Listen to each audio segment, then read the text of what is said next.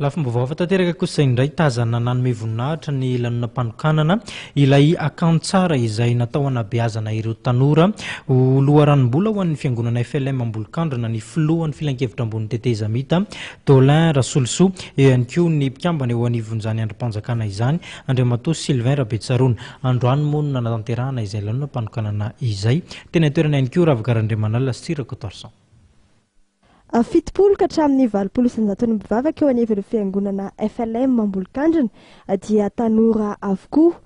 Saika manana olana eo amin'ny fitadiavana asa na fahazoana asa izy ireo amin'ny ankapobeny izay olana itovizan'izy ireo amin'ireo tanora malagasy manerana nosy.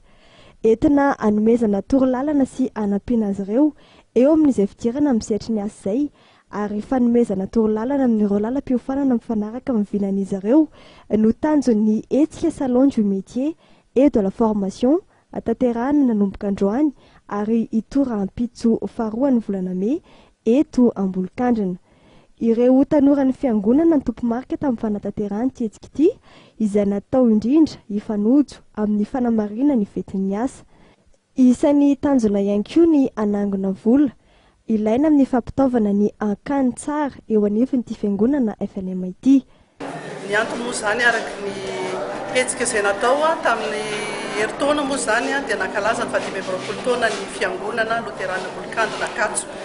Dia rehefa nivina napetraka tamin'izany dia natao hoe fananganana Akany Tsara. Ka tao anatin'izay zany dia akany tafatsangana nefa moa zany araka ny hitantsika dia mbola tsy dia misy ny fitaovana. Dia ny hetsika rehetrarehetra izay atao zao zany izay azo vola azo amin'ity dia atokana iray manontolo ho fampitaovana ny Akany ity mba ahafahany izy ity zany mihodina soamantsara amin'ny Akany Tsara fa azy. Zava-dehibe ny ananan'ny tanora fahasahiana raha hiditra amin'ny tontolon'ny asa. Fototra iray manampy betsaka ny tanora eo amin'izay fidirana ny tontolon'ny asa ihany koa ny fampiofanana raha nambarana Andriamatoa Sylvain Rabetsaroana CST sady kandida ny antsoko-PNJ mazava amin'ny fifidianana filoham-pirenena androany. Maneho ny hevitra hoe mpaiasa ianao vonona ianao dia convaincre ilay mpampiasa zany taiasa fa azo foana ho aso rehefa tena diandrava.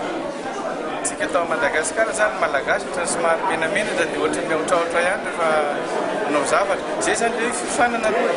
Ilay fifanana zany voaka amin'ny fianarana dia miofana zany hoe manao stage. Nefa tsisy an'izay CST tao Madagasikara. Dia izay zany ilay nataon'ireo tanora reto ilay resaka fifanana formation zany mba hisedra ny tontolon'ny asa zany. Fa io misy fitonoana daholo ny zavatra rehetra. Fa ny fahasahiana ny tena hitako voalohany indrindra rehefa te hiasa zany.